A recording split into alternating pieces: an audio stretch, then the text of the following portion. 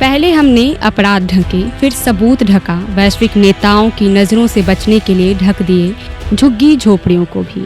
ढक लेना चाहिए था शासक को अपना चेहरा शर्म से, पर निर्लज्ज की तरह हंसता हुआ ढकता रहा झूठ, करप्शन, संस्कृति और इतिहास को। 3 दिन पहले इंस्टाग्राम पर अचानक मेरी नज़र इन पंक्तियों पर पड़ी। कुछ पंक्तियां ऐसी होती हैं जो पढ़ते ही आपको रुकने पर मजबूर कर देती हैं, और ये उन्हीं में से एक थी। इन शब्दों में अपने समय को देखने और उससे सवाल करने की बेचैनी थी। इन्हें लिखने वाले हैं आदित्य रहबर। बिहार से आने वाले आदित्य इन दिनों दिल्ली में रहकर पढ़ने, लिखने और साहित्यिक गतिविधियों में सक्रिय हैं। सोशल मीडिया के माध्यम से उन्होंने अपने पाठकों का एक अच्छा खासा दायरा बनाया है, जहां उनकी कविताएं, टिप्पणियां और विचार लोगों तक लगातार पहुंचते हैं। उनकी लेखनी में समाज और व्यवस्था को लेकर सवाल हैं, आम लोगों के संघर्ष हैं और युवाओं की उम्मीदें व बेचैनियां भी। आदित्य की 2 पुस्तकें नदियां नहीं रुकती और प्यारी शहर प्रकाशित हो चुकी हैं। उनकी रचनाएं केवल भावनाओं की अभिव्यक्ति नहीं है, बल्कि अपने समय और समाज को समझने की एक कोशिश भी है। बात किताबों की इंटरव्यू श्रृंखला में स्वागत करते हैं आदित्य रहबर का। उनसे हम उनकी लेखन यात्रा, किताबों, पाठकों और आज के समय में साहित्य की भूमिका पर बातचीत करेंगे। बहुत बहुत स्वागत है आदित्य जी आपका। बहुत शुक्रिया आदित्य आपका। सबसे पहले तो आप हमें ये बताइए कि ये जो लेखन की शुरुआत होती है उसके पीछे की कहानी क्या है, किस तरह से इसकी शुरुआत होती है इस यात्रा की? एक दिन का तो रहा नहीं है ये यात्रा। स्टार्ट हिंदी लिटरेचर से लगाव पिछले 10 सालों में ज़्यादा हुआ, लेकिन शुरुआत अगर कहेंगी तो घर पे जो माहौल मिला मुझे, पापा समाजवादी विचारधारा के पक्षधर रहे हैं, मार्क्स को फॉलो करते थे, तो किताबों को पढ़ने का एक चलन था मेरे घर में। तो पापा को मैं देखता था हमेशा वो किताबें पढ़ते हुए रहते थे, तो उस समय बस सिर्फ देखता था कि हाँ वो किताबें पढ़ रहे हैं, कभी पढ़ा नहीं किताबें, लेकिन एक वो सबकॉन्शियस माइंड में होता है, शुरू से रहा एक माहौल जैसा कि हाँ सब लोग किताब पढ़ रहे हैं, कुछ अच्छी चीज़ तो है, गबन गोदान वगैरह शुरू से देखा है, तो वो चीज़ें रही। लेकिन जब मैं दिल्ली आया और यहाँ रहने लगा, तो वो एक उपन्यास का जो इतिहास आप पढ़ेंगे ना, उसमें भी है कि ये उपन्यास का आविर्भाव कैसे हुआ, कैसे आया उपन्यास पढ़ने का कल्चर वगैरह।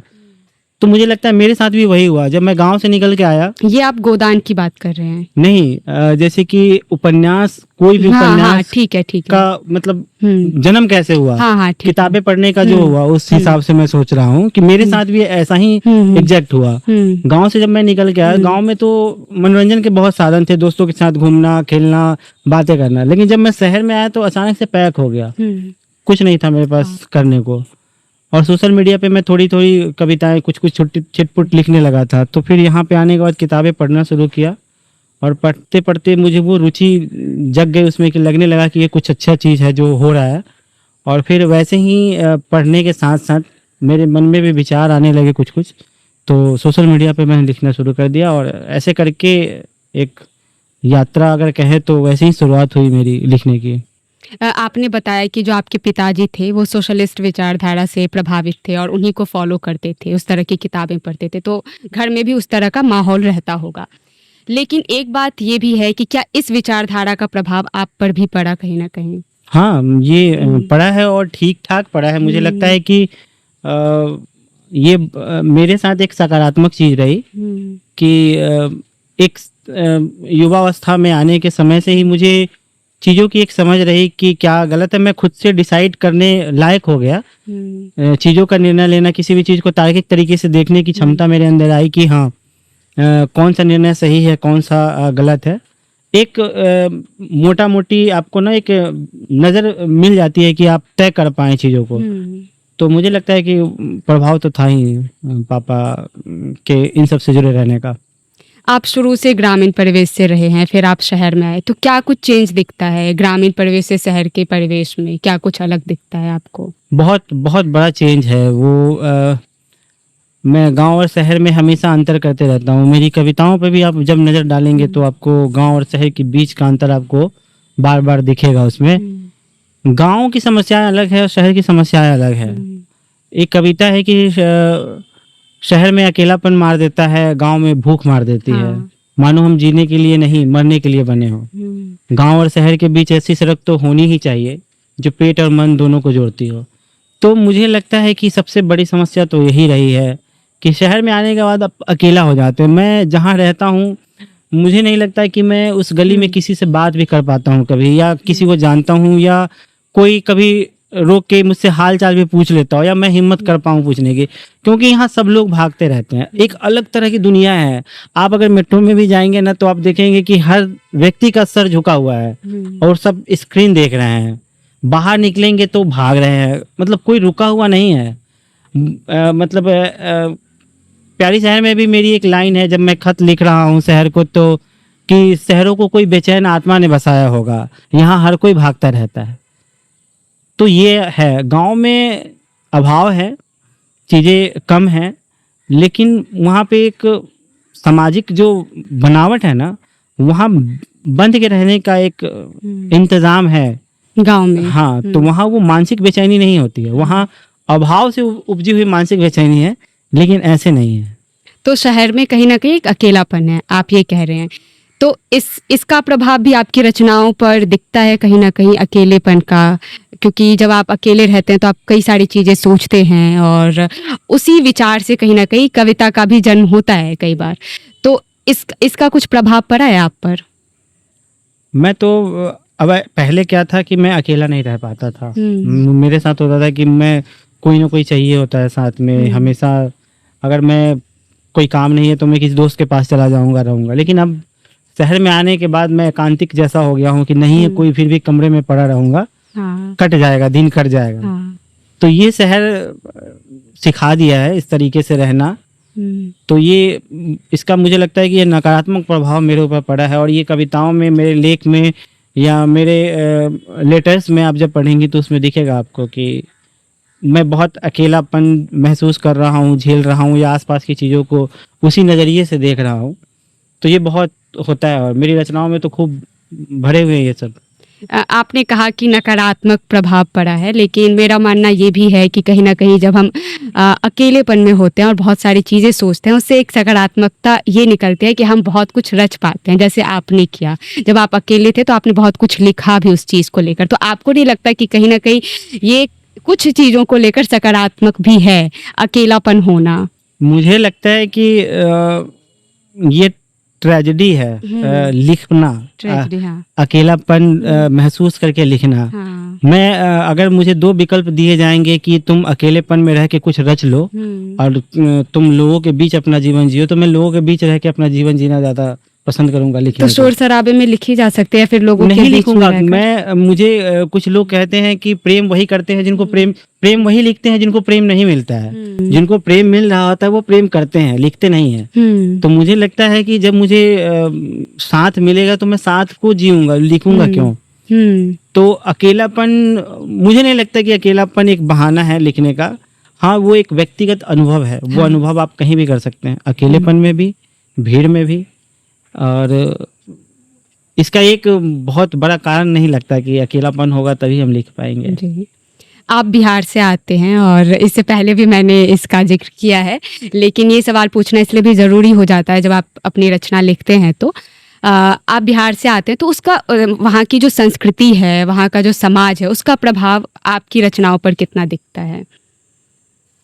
बिहार की जो संस्कृति है, और मैं जहाँ से मुख्यतः आता हूँ वो बज्जिका वाला क्षेत्र पड़ता है, जो बज्जी संघ, जो विश्व का पहला गणतंत्र जिसको कहा जाता है, वैशाली वाला जो एरिया मुजफ्फरपुर का। तो पूरे बिहार में मुझे लगता है कि मुजफ्फरपुर वाला जो मेरा एरिया रहा है, सब एरिया अपने अपने हिसाब से एक एक संस्कृति को बनाए हुए, अपनी एक समझ बनाए हुआ है। तो हमारा जो बेसिकली मेरा जो गांव रहा है, गंगापुर गांव का नाम है। तो गांव में मैं शुरू से एक चीज़ महसूस किया हूँ कि मेरे गांव में एक यूनिटी बहुत अच्छी रही है। मेरे गांव में कहा जाता है कि आज तक मेरे गांव में कोई चोर चोरी करके नहीं भाग गया है। मतलब सोचिए कि हमारे गांव के लोग इतने अवेयर हैं कि अगर रात में कोई एक बच्चा अगर रो देता था तो पूरा गांव सड़क पे खड़ा हो जाता था, कितनी ही रात क्यों ना हो। एक बच्चा अगर बहुत तेज रो दिया है, अगर किसी को लग गया कि एक अननेचुरल तरीके से कोई रोया या कोई विपत्ति में होगा, तो पूरा गांव इकट्ठा हो जाता था। तो मुझे उस गांव से वो जो अनुभव मिला है, हमेशा से एक सामाजिकता का अनुभव मिला है कि सब लोग एक बंध के रहे हैं, हमेशा से एक दूसरे का मदद करने का जो वो रहा है, सब बना हुआ रहा है। हम्म, तो वो प्रभाव मेरे ऊपर ज़्यादा पड़ा है, मेरी रचनाओं में जब ज़रूरत पड़ी है तो वो निकल के आया है। और भविष्य में मैं अगर इस तरह का कुछ रचूं तो गांव दिखेगा और उसका वो जो प्रभाव है वो भी दिखेगा और ठीक ठाक। आपकी 2 पुस्तकें भी प्रकाशित हुई हैं, नदियाँ नहीं रुकती और प्यारी शहर। प्यारी शहर पर भी हम आएंगे, लेकिन उससे पहले हम पूछना चाहेंगे कि नदियाँ नहीं रुकती है के पीछे क्या कारण है, इसको लिखने के पीछे क्या कारण है? एक्चुअली नदियाँ नहीं रुकती लिखने के पीछे कारण नहीं है, क्योंकि मैंने कभी सोचा नहीं था कि नदियाँ नहीं रुकती लिखूंगा और उसके पीछे का कारण बटोरूंगा। मैंने पहले लिखा है, उसके बाद नदियाँ नहीं रुकती बन गई है। तो तय नहीं था पहले से कि मैं किताब लिखूंगा या कोई संग्रह भी आएगा मेरा। मैं बस कविताएं लिखता था, कविताएं कह भी नहीं पाता था कि मैं कविताएं भी लिखता हूँ, बस अपने अनुभव थे, विचार थे जो लिखने लगा। लोग पढ़ते थे, उसे सराहने लगे, लोग शेयर करने लगे, चीज़ें जानने लगी, उसका प्रभाव पड़ने लगा। तो धीरे धीरे बहुत सारी कविताएं इकट्ठा हो गई। तो मुझे लगा कि मुझे क्या लगा, प्रकाशक सामने से प्रकाशक का ऑफर आया कि मैं किताब छापना चाहता हूँ। तो मुझे लगा कि अगर ये छपने लायक है तो छापिए। तो फिर इस तरीके से नदियाँ नहीं रुकती का जन्म हुआ। फिर किताब का नाम सोचा गया, कविताएं चुनी गई और फिर इस तरह से नदियाँ नहीं रुकती आए। तो मतलब आपके लिए कथानक ज़्यादा महत्वपूर्ण है विषय से, क्योंकि अगर आप कथानक लिखते हैं और उसके बाद विषय अपने आप कहीं ना कहीं डिसाइड हो जाता है या फिर उसका तय हो जाता है। ठीक है। आपने सोशल मीडिया पर भी अपनी कई सारी कविताएं डाली हैं और आपने शुरू से ही डालना शुरू किया होगा और उसके बाद आपकी पुस्तकें भी प्रकाशित हुई। तो आपको उस मतलब सोशल मीडिया चुनौतीपूर्ण लगता है या फिर इसका कुछ फायदा हुआ है आपको सोशल मीडिया? मुझे लगता है कि मैं सोशल मीडिया से ही उपजा हुआ लेखक हूँ। और सोशल मीडिया का कुछ फायदा नहीं, पूरा फायदा हुआ है। और सोशल मीडिया की वजह से ही आज अगर नदियाँ नहीं रुकती आ पाई है या प्यारी शहर है, तो वो सोशल मीडिया की वजह से ही है। शायद हम लोग जिस पृष्ठभूमि से आए हैं वहाँ पे इस तरह के स्कोप नहीं रहे शुरू से कि कविताएं लिखनी है, कौन से पत्रिका में देनी है, कौन से प्रकाशक पढ़ेंगे। या अब तो ऐसा हो गया है कि कोई भी बड़े राइटर लेखक हो उनको सोशल मीडिया पे आना ही पड़ेगा। जिंजी पढ़ेंगे तभी उनका प्रसार हो पा रहा है। भले ही लोग जिंजी को गाली दे ले, लेकिन अंततः पढ़ना उन्हीं को है और वही आगे तय करवा रहे हैं कि हाँ किताबें पढ़ी जा रही है। तो सोशल मीडिया की वजह से ही मैंने लिखना शुरू किया था और सोशल मीडिया ने ही मुझे अभी अगर आप मेरे से बात कर रही हैं तो वो सोशल मीडिया की वजह से ही हुआ है।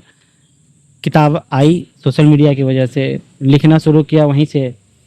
तो ये पूरा का पूरा प्रभाव है सोशल मीडिया का। तो मतलब दिमाग में ये भी रहता है कि आप युवा जो है उस वर्ग को आप ध्यान में रखकर कहीं ना कहीं अपनी रचनाएं लिखते हैं? नहीं, मैं सिर्फ युवा वर्ग को ध्यान में रख कर लिखता, मतलब मेरा कोई एक विशेष एज ग्रुप टारगेटेड नहीं है।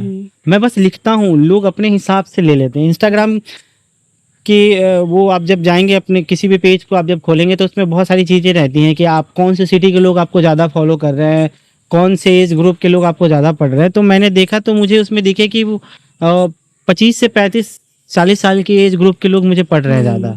तो आप कह सकते हैं कि युवा ग्रुप पढ़ रहे हैं मुझे, युवा लोग पढ़ रहे हैं। लेकिन उसके अलावा भी कुछ परसेंटेज है जिसमें 40-50 वाले भी हैं, 50-60 वाले भी हैं। तो हर एज ग्रुप के लोग हैं, लेकिन हाँ युवा ज़्यादा है। लेकिन मैं टारगेट करके नहीं लिखता हूँ। तो मतलब उस हिसाब से लगता होगा कि मतलब इस तरह की रचनाएं करनी चाहिए ताकि ज़्यादा से ज़्यादा जो युवा वर्ग के लोग हैं वो पढ़ सके। ऐसा कभी लगा है आपको? युवा को पढ़ना ही चाहिए। अगर तो सब लोग चाहेंगे कि युवा पढ़े ही। और मुझे लगता है कि मैं भी युवा हूँ तो मेरा जो एक नज़रिया है सोचने का बाकी युवाओं का होगा। हो सकता है कि वो नहीं लिख पाते होंगे तो मेरे लिखे में अपना लिखा हुआ महसूस कर पाते होंगे, तो इस वजह से भी युवा पढ़ते होंगे। तो हो सकता है ये रीजन, लेकिन मैं टारगेट नहीं करके लिखता हूँ कि ये वाला एज ग्रुप मुझे पढ़ेगा। अब मैं कितनी शहर पर आऊंगी, डाक खाने से लौटती चिट्ठियाँ, यही है, डाक खाने से लौटी चिट्ठियाँ। हाँ, ये बड़ा ही अनूठा शीर्षक है, थोड़ा सा इसके बारे में आप बताइए कि इसमें क्या है? प्यारी शहर जो है 31 खत है इसमें टोटल, और ये किसी को लिखे गए हैं। एक कैरेक्टर है उसको लिखा गया है, जो प्रेमिका रही है उनको लिखा है। तो ये अपने हर अनुभव को मैंने लिखा है, जैसा भी मैंने फील किया है, जिस भी सिचुएशन में रहा हूँ, असफल हुआ तो उस फीलिंग्स को लिखा, जब मुझे बहुत अधिक प्रेम मिला उसे लिखा, बहुत उदास रहा, बहुत रोना आया तब लिखा, पिता गुजर गए तब लिखा। और ये सारे खत थे जिनको देने थे उन तक पहुंचे नहीं कभी, बस लिखता रहा। तो वो कहीं ना कहीं वो लौट आए, वो चिट्ठियाँ मेरे पास ही लौट आई। मैंने जिसके लिए लिखे उस तक वो पहुंच नहीं पाई, जब वो चिट्ठियाँ तो वो मेरे पास ही लौट आई।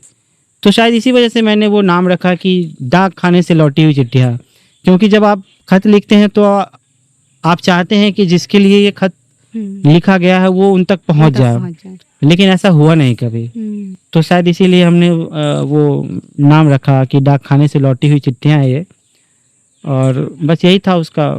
तो मतलब ये आपके वास्तविक जीवन से भी कहीं ना कहीं प्रभावित है। हाँ, ये अपना अनुभव रहा है। चिट्ठियाँ कई बार, चिट्ठियाँ बहुत व्यक्तिगत अनुभव होता है, लेकिन मुझे लगता है कि ऐसा क्या ही एक लेखक के जीवन का अनुभव होगा जो एक पाठक नहीं जान सकता है। और मुझे लगता है कि मैं जिस फेज से गुजरा हूँ, मेरे जैसे लाखों युवा होंगे जो इस फेज से गुजरते होंगे, तो मैंने वही लिखा है जो बाकी लोग महसूस करते हैं। हो सकता है कि मेरे लिए कोई दूसरा कैरेक्टर है, उनके लिए कोई और होगा, लेकिन फीलिंग्स उसी के आसपास रही होगी। तो इस वजह से किताब छपने से पहले और किताब छपने के बाद का क्या अनुभव रहा है, और आपको लगता है कि उसके बाद, किताब छपने के बाद पाठकों का जो नज़रिया है आपके प्रति बदला है? किताब छपने से पहले आज़ादी रहती है, आप बंधे हुए नहीं रहते हैं, जैसे मन है, जो मन है आप बोल सकते हैं, लिख सकते हैं, कर सकते हैं। किताब छपने के बाद है कि एक जिम्मेदारी आ जाती है, और दूसरा ये रहता है कि लोग आपको जब एक लेखक के रूप में देखने लगते हैं तो उनकी उम्मीदें बढ़ जाती हैं आपसे, और लेखक के साथ ये होता है कि उनके ऊपर एक नैतिक दबाव बन जाता है कि उनका एक्सपेक्टेशन अब हमसे बढ़ गया है बहुत ज़्यादा। तो उस हिसाब से मुझे लगता है कि बदली हैं चीज़ें। मुझे लगता है कि किताब छपने के बाद बहुत प्यार मिला है मुझे, बहुत लोगों ने पढ़ा है, और मेरे साथ ये बहुत अच्छी चीज़ हुई है कि मैं जिस भी चौराहे पे जाता हूँ, शहरों के, आजकल विश्वविद्यालय के बाहर जो भी किताबों की दुकानें लगती हैं, पटरी रेहड़ियों पे, जहाँ भी, तो कहीं ना कहीं जब मेरी वो कॉपी दिखती है, नदियाँ नहीं रुकती रखी हुई, या कोई कहीं से भेजता है मुझे, तो अंदर से वो सुकून मिलता है कि यार मतलब यही तो एक उपलब्धि है कि हाँ, चीज़ें मिल रही हैं मुझे, लौट के आ रही हैं मेरे पास। जैसे कि 2 दिन पहले ही एक दीदी हैं, उन्होंने मुझे भेजी नदियाँ नहीं रुकती की तस्वीर, और उन्होंने कहा कि अच्छा लगता है ऐसे जब देखती हूँ किताबें। और वो लखनऊ विश्वविद्यालय के पास जन चेतना के काउंटर पे वो किताब रखी हुई थी। तो बदल तो यही गई है किताब छपने के बाद कि जहाँ कहीं भी किताबें दिखती है तो वो अंदर से एक खुशी मिलती है कि एक समय मैं भी सोचता था कि मेरी भी किताब ऐसे ही बिकती हुई मिले, और आज मिल रही है। जैसे रेलवे स्टेशन पे मैं जब गुजर रहा था, एक दिन जा रहा था घर के तरफ, घर जाना था, तो एक दुकान पे रुक के मैं टूथब्रश लेने गया, तो उस दुकान पे मैंने गौर से देखा तो नदियाँ नहीं रुकती रखी हुई थे। तो मैं उठवाया और मंगाया, बोला कि भैया दीजिएगा वो किताब। तो उन्होंने जब दिया तो मैंने बोला कि मैंने ही लिखी है। तो पीछे जब चेहरा देखे और मेरा चेहरा देखे तो मुस्कुरा के देखे कि अच्छा, तो वो अलग से वो खुशी शायद मैं बयां नहीं कर पाऊंगा, लेकिन ये किताब छपने के बाद ही संभव हो पाया है। और प्यार मिला है, इसको बहुत मिला है, बहुत लोगों ने पढ़ा है, और चौथा एडिशन भी ख़त्म हो गया, 5वां एडिशन आ रहा है कविताओं का, और प्यारी शहर का भी लगभग 1500-2000 के आसपास कॉपियाँ बिक गई है अभी पिछले 6 महीने के अंदर में ही। तो ठीक ठाक अनुभव है इसका। ऐसा कभी हुआ है जब आप कहीं इवेंट में गए हों और लोगों ने आपकी रचनाओं को, तो वो जानते हैं, आपकी जो रचनाएं हैं उनको वो जानते हैं, लेकिन आपको नहीं जानते? जैसे अभी आप बता रहे थे कि आप दुकान पर गए, वहाँ पर आपकी किताब रखी थी, लेकिन वो जो बेचने वाले थे वो आपको नहीं जानते थे, उनको आपको बताना पड़ा। तो ऐसा कभी हुआ है इवेंट में आप गए हों और आपकी रचनाएं तो लोगों को पता है, लेकिन आपके बारे में लोगों को नहीं पता है? ऐसा बहुत बार हुआ है, बहुत सारे किस्से हैं ऐसे। एक दो मैं बताता हूँ। हाल फिलहाल में हुआ क्या कि एक दोस्त के रूम पर था, तो ऐसे बैठे थे हम लोग खाना खाने के लिए, तो दोस्त की एक दोस्त आई और वो बैठी थी, तो मेरे बारे में वो बता रहा था कि ऐसे ऐसे मेरे दोस्त है, इनकी किताब आई है, नदियाँ नहीं रुकती किताब है, बहुत अच्छी किताब है, बेस्ट सेलर रही है ये वो। तो वो कह रही कि नदियाँ नहीं रुकती इन्होंने लिखा है? तो हाँ, अरे मेरी दोस्त, मेरी रूममेट लेके गई है परसों, मैं भी पढ़ी हूँ वो किताब। तो वो देख के उनको भी अच्छा लग रहा था कि अरे यार ये वही आदमी है, और मुझे भी लग रहा है कि यार किताब को तो सब जान रहे हैं, मुझे नहीं जान रहे होंगे। और जाहिर सी बात है, कोई भी किसी की रचना को ही जानता है, बाद में लेखक तक पहुंचता है या ना भी पहुंचे, सबसे ज़्यादा जरूरी तो उनकी रचना ही है। मतलब साहित्यिक जो गुणवत्ता है जी। वो ज्यादा होनी हाँ, चाहिए। वो अंततः लेखक के पास उसकी रचना ही उसे अमर करती है, बाकी कुछ नहीं होता है। प्यारी शहर से एक पंक्ति है, परिचित होना दूर होने की पहली शर्त है। इसका मतलब मैं नहीं समझ पाई, क्या मतलब है इसका? कई बार चीज़ें जैसे कि जॉन साहब का एक शेर है कि बहुत नज़दीक आती जा रही हो, बिछड़ने का इरादा कर लिया का। तो मुझे लगता है कि किसी को ठीक ठीक जान लेना जो है ना, दूर हो जाना है। जैसे कि सर्वेश्वर दयाल सक्सेना की भी एक कविता है, कितना अच्छा होता है एक दूसरे को बिना जाने पास पास होना। तो परिचित होने का मतलब है कि जब आप नहीं जान रहे होते हैं तो एक एक्साइटमेंट बचा रहता है एक दूसरे को जानने का। कई बार आप कोशिश करते हैं मिलने का, वो उत्साह रुचि बची रहती है। लेकिन जब आप धीरे धीरे जानते हैं तो सिर्फ उसकी अच्छाई नहीं जानते हैं, उसकी कमियां भी जानते हैं, उनकी कमजोरियां भी जानते हैं। और कई बार अच्छाई पे वो कमजोरी हावी हो जाता है। तो आप ठीक से जब परिचित हो जाएंगे ना, तो वो वहाँ से एक विरक्ति का भी भाव आता है, लगेगा कि नहीं यार, ये आदमी वैसा तो नहीं है जैसा मैं सोच रहा था। और ये तभी संभव है जब आप परिचित हो पाएंगे। तो शायद इस वजह से ही वो लाइन लिखी गई थी कि परिचित होना दूर होने की पहली शर्त है। बिना परिचित हुए तो आप नहीं हो सकते। बिना परिचित हुए आप उसके प्रति धारणा बना सकते हैं कि अरे ये वो ऐसा है, वैसा होगा या खराब होगा। लेकिन आप जान लेंगे, उसके बाद आप तय कर पाएंगे।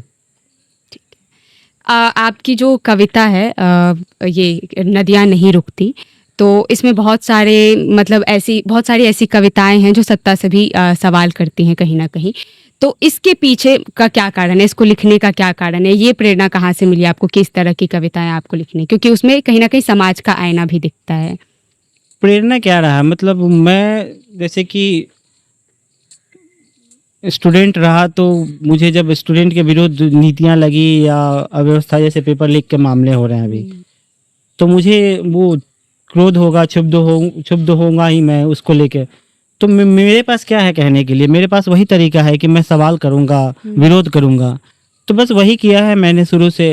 किसान आंदोलन के समय किसान के समर्थन में कविताएं लिखी, किसान के खिलाफ जब कानून आया तो उसके विरुद्ध में कविताएं लिखी।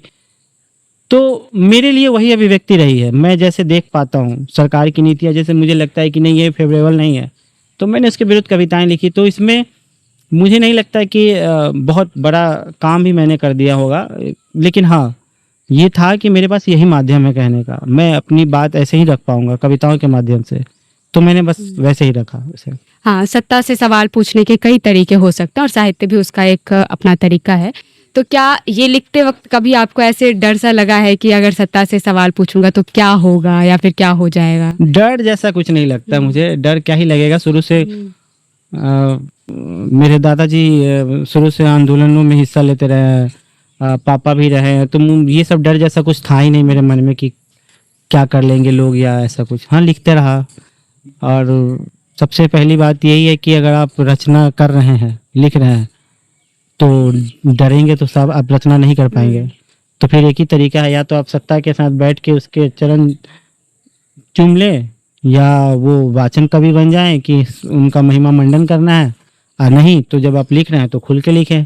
डरना क्यों है? मतलब मुझे लगता है कि अगर एक टीचर का काम पढ़ाना है बच्चों का, तो एक लेखक का काम, कवि का काम लिखना है। तो मैं लिख रहा हूँ, तो फिर इसमें अपना कर्म करने में कोई अगर डर रहा है तो फिर उसको अपने काम पे संदेह होना चाहिए। डरना तो खैर बाद की बात होगी फिर। तो आपको लगता है कि सोशल मीडिया की वजह से जो है कहीं ना कहीं जो हमारा साहित्य है वो और भी लोकतांत्रिक हुआ है?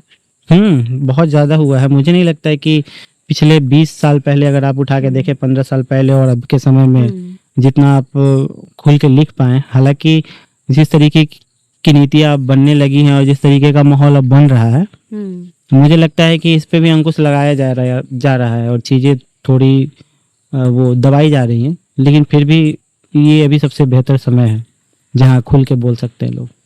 आपकी कोई मनपसंद कविता अगर आप साझा करना चाहें और उसके बारे में कुछ बताना चाहें? मनपसंद कविता कोई एक तो कैसे मैं कह दूं, अगर किसी लेखक या कवि की कोई कविता आपको पसंद हो? है बहुत सारे, लेकिन होता क्या है कि आप गद्य की कविताएं बहुत याद अचानक से नहीं रख पाते पूरी की पूरी। अगर वो राइमिंग होती है तो उसको याद करना ज़्यादा आसान रहता है, लेकिन ऐसे गद्य की कविता मुश्किल होती है याद करना। ऐसे मेरे अगर आप पूछेंगे कि प्रिय कवियों में किनको ज़्यादा पढ़ना अच्छा लगता है, या सर्वेश्वर दयाल सक्सेना की कविता है वो कि कितना अच्छा होता है एक दूसरे को बिना जाने पास पास होना, और उस ध्वनियों को सुनना, उस आवाज़ संगीत को सुनना जो ध्वनियों में बसता है। तो ये कविताएं जो मुझे बहुत पसंद रही हैं। ये पाश की कविता है कि सबसे खतरनाक होता है हमारे सपनों का मर जाना, या मैं विदा लेता हूँ कविता उनकी। तो ये सब कविताएं और बहुत अच्छी कविताएं हैं और मुझे काफ़ी प्रभावित करती हैं ये सब कविताएं शुरू से। अगर ऐसे काल के हिसाब से देखें तो पहले के समय में और अब के समय में साहित्य में क्या अंतर आया है? पहले के समय में और इस समय में मुझे लगता है कि जो अंतर आया है, लोग बढ़ चढ़कर हिस्सा लेने लगे हैं। वो सब भी लिखने लगे हैं जिन्होंने शायद सोचा भी नहीं था कि मैं लिख पाऊंगा या लिख पाऊंगी। तो पहले एक बना हुआ था कि नहीं फलाने लोग ही लिख रहे हैं, या उसके लिए एक अलग से एक क्या बोले हैं कि योग्यता चाहिए कि लिख पाएंगे, लेकिन ऐसा नहीं रहा। अभी के समय में आम आदमी भी जिसको लगता है कि मेरे अंदर कोई फीलिंग चल रही है तो वो उठाता है और लिख के अपना पोस्ट कर दे रहा है। तो मुझे लगता है कि पहले से ज़्यादा बेहतर समय है अभी लिखने का, और लोग लिख भी रहे हैं अच्छे तरीके से। आप किसी भी व्यक्ति या संस्था की आलोचना करने से नहीं हिचकते। मैं आपका इंटरव्यू भी देख रही थी जिसमें आपने विकास देवी कीर्ति सर की भी आलोचना की थी। तो आलोचना का क्या मतलब है आपके लिए? क्या मतलब है आलोचना का? आलोचना का मतलब है कि आप अगर किसी व्यक्ति के विचारधारा से या उनके स्टेटमेंट से अगर आप सहमत नहीं हैं, आपको लगता है आपके अपने नज़रिए से, या एक हर व्यक्ति का अपना नज़रिया, आपको लगता है कि नहीं ये यहाँ पे गलत है, तो आप अपना पक्ष रखें। उस पक्ष पे आप उनको बताएं कि नहीं आप यहाँ से यहाँ गलत दिख रहे हैं। वो आलोचना है। आलोचना का मतलब ये कतई नहीं है कि आप उस व्यक्ति को डिनाई कर दे रहे हैं, या आप व्यक्ति के विचारधारा को काट सकते हैं, व्यक्ति को नहीं। तो आलोचना होनी चाहिए, खुल के होनी चाहिए, सबको करनी चाहिए आलोचना। और आलोचना का मतलब ही होता है कि आप उस नज़रिया के प्रति अपना नज़रिया क्या देख रहे हैं या क्या सोच पा रहे हैं वो रखना। हिंदी भाषा के क्षेत्र में और साहित्य के क्षेत्र में रोजगार की कितनी संभावनाएं हैं? क्योंकि कई बार साहित्य तो लिख ही जाते हैं, लेकिन एक लेखक पूर्ण रूप से उस पेशे में नहीं जा सकता है क्योंकि उसमें पैसे नहीं हैं, उसको अलग से कोई पेशा चुनना पड़ता है। तो इसके बारे में आप क्या कहना चाहेंगे? अब तो रोजगार के माध्यम बदल रहे हैं और चीज़ें बेहतर हुई हैं पहले से ज़्यादा, क्योंकि अब पहले तो गूगल भी हिंदी का ट्रांसलेशन ठीक से उपलब्ध नहीं करवा पा रहा था, लेकिन अब वो भी करवा पा रहा है। तो बहुत सारी संभावनाएं हैं अगर आप ठीक से उतर रहे हैं। स्क्रिप्ट राइटिंग बहुत बढ़िया माध्यम है हिंदी साहित्य के माध्यम से। आजकल स्टोरी टेलिंग का एक नया ट्रेंड चल गया है जहाँ पे लोग टिकट अपना शो कर रहे हैं, टिकटें बेच रहे हैं। तो मुझे लगता है कि ठीक ठाक माध्यम अब उपलब्ध है जहाँ पे आप हिंदी में पूर्ण रूपेण लिख सकते हैं, कर सकते हैं, और बहुत लोग कर भी रहे हैं ऐसा। तो मतलब इसको रोजगार के रूप में ले सकते हैं? हाँ, ले सकते हैं बिल्कुल। हाँ। सिर्फ अभी जिस तरीके का माहौल है ना कि जैसे कि किताबों को लेके है, किताब लिख के सोचे कि आप सिर्फ रॉयल्टी के माध्यम से, वो थोड़ा भी मुश्किल है, इसमें समय लगेगा। लेकिन मुझे लगता है कि जिस तरीके का ट्रेंड अभी बना है और जिस तरीके से किताबें पढ़ रहे हैं, लोग यहाँ पे उसे भी पूर्ण रूपेण बना देंगे अगर, क्योंकि पहले रॉयल्टी का ऐसा था कि शायद ही 500 किताबें किसी की बिकती थी। अब ऐसा हो गया है कि लोग 10-10 हज़ार किताबें 5 महीने 4 महीने में बेच दे रहे हैं या बिक जा रही है। तो वो ठीक ठाक इनकम होना शुरू हो गया है लोगों का। तो अगर ये संख्या बढ़ती है तो आप इसको ले सकते हैं रोजगार के रूप में। आपकी 2 किताबें प्रकाशित हो चुकी हैं, अभी आप किसी किताब पर काम कर रहे हैं? नहीं, अभी तो मैं फिलहाल किसी किताब पे काम नहीं कर रहा हूँ। अभी लिखना समझिए कि बंद है।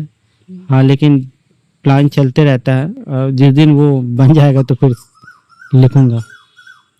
आज के युवाओं को क्या कहना चाहेंगे आप? क्योंकि आज सोशल मीडिया का बहुत प्रभाव पड़ा है, कई किताबें छूट गई हैं कहीं ना कहीं पढ़ना, लोग स्क्रॉल ज़्यादा करते हैं, किताबें कम पढ़ना चाहते हैं। मतलब अगर वही कविताएं सोशल मीडिया पर डाली गई हैं तो लोग पढ़ते हैं, लेकिन वही चीज़ें अगर किताब में उपलब्ध है तो वो कम पढ़ना चाहते हैं। तो उनके लिए आप क्या कहना चाहेंगे? अभी जैसे कि लोग एक बड़ा जो बुजुर्ग लोग हैं, बुजुर्ग लेखक साथ लोग हैं, वो कहते हैं कि किताब पढ़ना ख़त्म हो गया है। मुझे लगता है कि अभी सबसे ज़्यादा किताबें पढ़ी जा रही हैं। अभी जिस तरीके से ट्रेंड बदला है, लोग सोशल मीडिया का जो इस्तेमाल लोगों ने करना शुरू किया है, वो किताब पढ़ के भले ही रील डाल रहे हैं, लेकिन वो डाल रहे हैं, उससे लोग इन्फ्लुएंस हो रहे हैं, लोग किताब खरीद रहे हैं, पढ़ रहे हैं। हाँ, कम पढ़ रहे हैं, थोड़ा हल्का हो गया है, लेकिन आम भाषा में आम लोगों की भाषा में ऐसे ही तो किताबें पढ़ी जाएंगी, कम से कम पढ़ी जा रही हैं और पहले से ज़्यादा पढ़ी जा रही हैं। और युवाओं को यही कहेंगे कि किताबें पढ़िए, खूब पढ़िए, आसपास की समस्याओं को लेके, मुद्दों को लेके ज़्यादा संवेदनशील बनिए और चीज़ों को अपने नज़रिए से देखिए। बहुत ज़्यादा किसी के ऊपर प्रभावित होकर अपना चश्मा उतारने की ज़रूरत नहीं, अपने चश्मे से देखने की ज़रूरत है ज़्यादा। आपकी सत्ता में काफ़ी रुचि रही है, मतलब सत्ता पर सवाल करने में काफ़ी रुचि रही है और आजकल पत्रकारिता को लेकर कई सवाल किए जाते हैं। तो आपके कोई प्रिय पत्रकार? और एक सवाल और है कि पत्रकारिता को और साहित्य को आप कैसे देखते हैं? इन दोनों में अगर संबंध स्थापित करना हो तो आप इसके बारे में क्या बताएँ? पत्रकारिता और साहित्य एक दूसरे के पूरक हैं। मुझे जहाँ तक लगता है कि एक पत्रकार की भाषा साहित्य से बहुत प्रभावित होती है।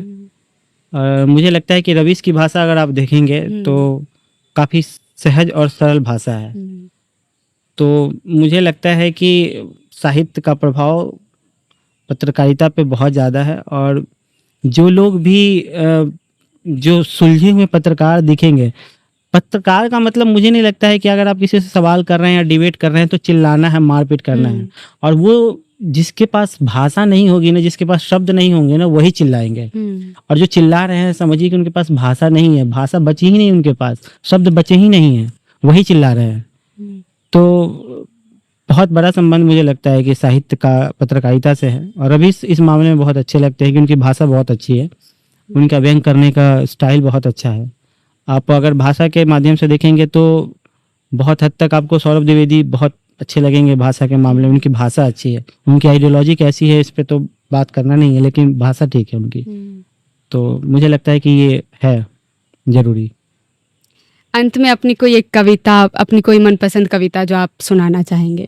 मनपसंद एक कविता तो क्या ही, लेकिन एक छोटी सी कविता है कि तुम्हारा शहर हर रोज़ मेरे सपने में आता है, मैं हर रोज़ तुम्हारे शहर में होता हूँ, सोचता हूँ कितना सुंदर हो जाता है कोई भी शहर किसी एक के होने से।